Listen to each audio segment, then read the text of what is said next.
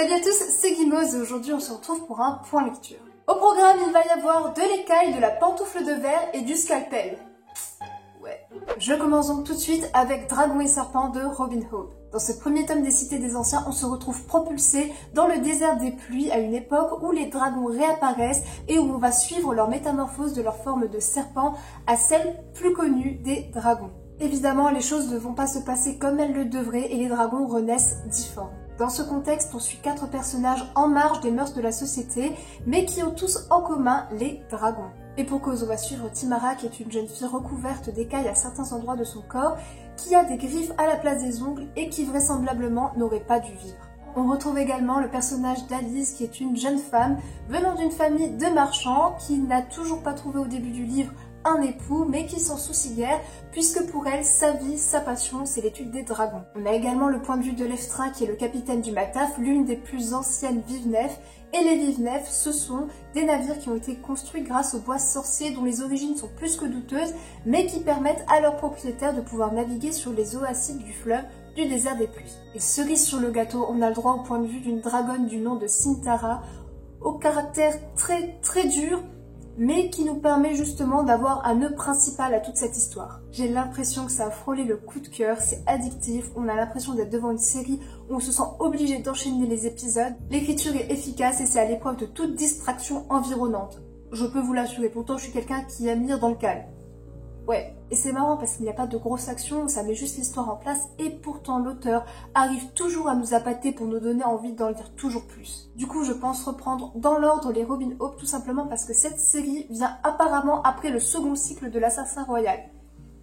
Donc ça fait quand même beaucoup de livres avant, hein.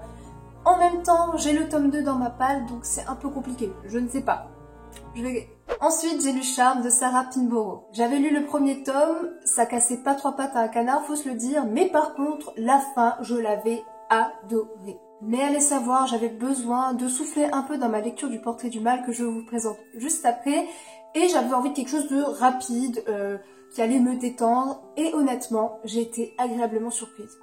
Ouais. Pour ceux qui ne savent pas ce que sont les contes des royaumes, ce sont tout simplement des réécritures de contes, mais plus à destination des adultes. Pour commencer, je dois quand même préciser que je ne suis pas spécialement fan du conte de Cendrillon, mais là, pour le coup, ça l'a quand même fait un petit peu mieux.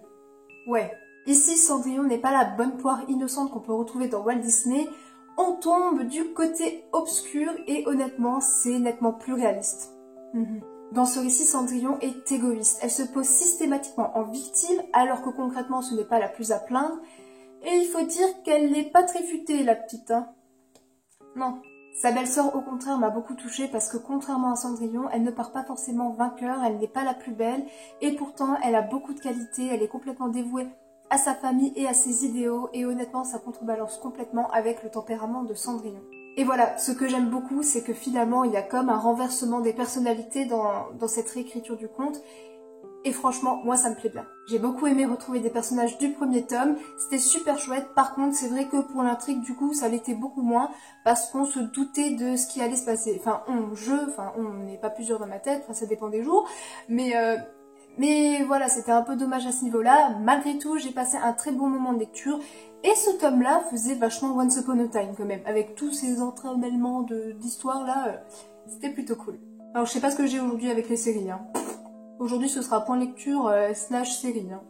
C'est comme ça. Pour finir, je vous présente une lecture qui pourrait plutôt bien coller à la période d'Halloween et il s'agit du Portrait du Mal de Graham Masterton. C'est très ouvertement en lien avec le portrait de Dorian Gray d'Oscar Wilde, que je n'ai pas lu, donc je ne pourrais pas vous en faire un comparatif, mais des avis que j'ai pu lire, là, c'est beaucoup plus gore. Dès les toutes premières pages, on suit Maurice Gray, qui est très élégant, très distingué, avec un certain magnétisme, et il ramène chez lui une autostoppeuse, et là, tout part en cacahuète. Ouais, déjà. En même temps, toi, en tant que lecteur, t'avais pas déjà trop la confiance, tu vois. Tu vois, tu te disais, il y a un truc chelou. Mais l'autostoppeuse, elle attend d'être dans la merde jusqu'au cou pour se dire je devrais pas être là.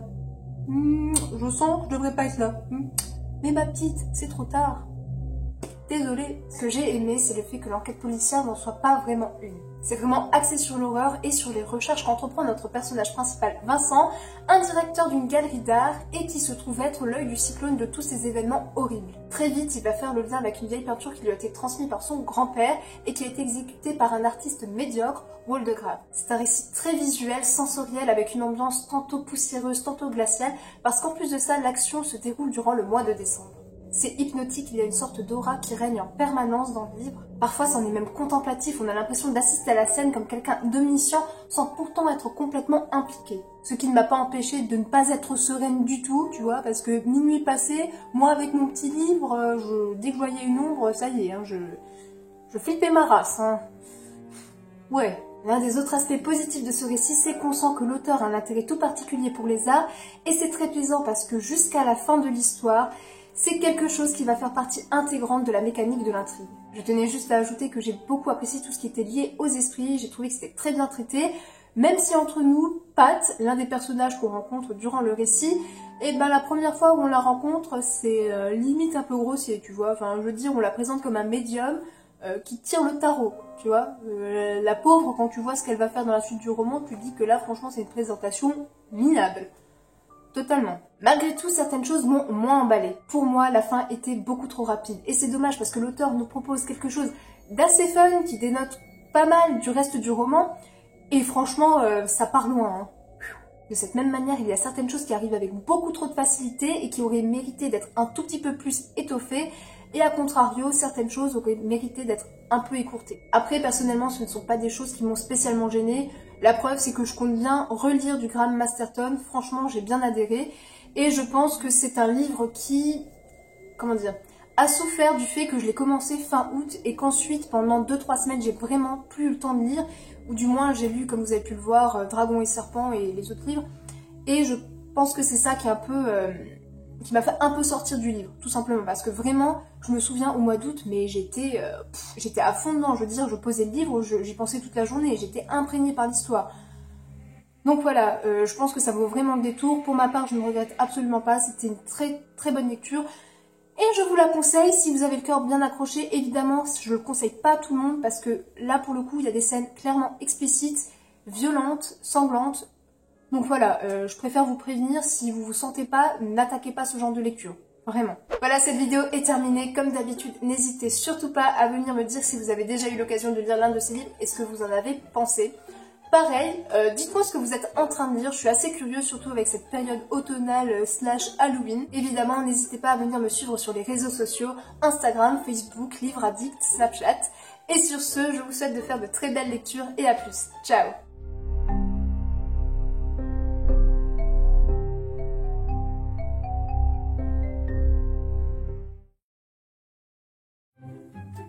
Tom, putain, je suis sourde, j'entends rien. Paye ton rhume. Qui possède des grives à la... Des grives? On a la bouche pleine de sang et on rit. Tout, tout, tout, tout, tout, tout. Je pète un peu. Moi, j'avais pris cet accent là, tu sais, je suis pas québécoise. Yeah, yeah.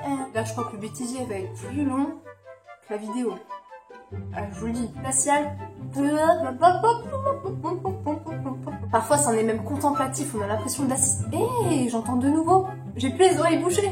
Yes. J'ai du rouge à lèvres sur les dents. Si j'ai du rouge à lèvres sur les dents, je vous dis même pas. Ça va être une catastrophe. On va voir que ça. Vous comme moi, hein, parce que moi je monte la vidéo. Hein. Ah là là. Voilà, ma beau dire, c'est bien les rouges à lèvres, mais au bout d'un moment, ça c'est limite. Hein. Eh oui.